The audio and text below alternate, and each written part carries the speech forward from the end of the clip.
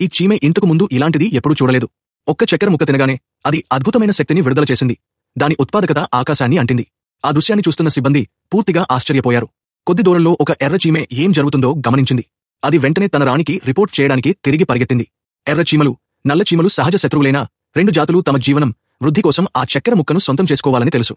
ఎర్ర చీమల రాణి తన భారీ శరీరంతో నెమ్మదిగా తిరిగి ఒక ఆదేశంతో నల్ల చీమల రాజ్యంపై దాడి చేయడానికి ఎర్ర చీమల సైన్యాన్ని సమీకరించింది. భారీ సైన్యం గంభీరంగా ముందుకు సాగింది. ఎర్ర చీమలు వచ్చి నల్ల చీమల కోటను చుట్టుముట్టాయి. నల్ల చీమలకు ఏదో తప్పు జరిగిందని త్వరగా అర్థమైంది.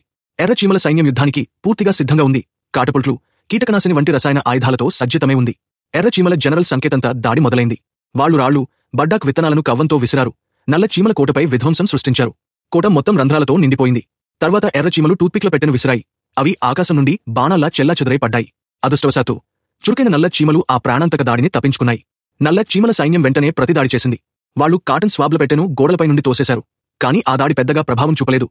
కేవలం కొద్ది శత్రువులను మాత్రమే చంపింది. అప్పుడు నల్ల చీమలు ఎఫర్వెసెంట్ టాబ్లెట్ల పెట్టెను తెచ్చాయి. ఆశ్చర్యకరంగా చీమలు రసాయన యుద్ధం ఎలా చేయాలో తెలుసుకున్నాయి. అనుకోకుండా చాలా ఎర్ర చీమలు టాబ్లెట్ల కింద నలిగిపోయాయి. ఎఫర్వెసెంట్ టాబ్లెట్లు కరిగి ఎర్ర చీమల ముందస్తును అడ్డుకునే ఒక తాత్కాలిక గండిని ఏర్పరిచాయి. తర్వాత వాళ్లు క్యాప్సూళ్లను ఒకదాని తర్వాత ఒకటి పోశారు. వాటిపై ఉప్పు, మిరియాలు జల్లారు.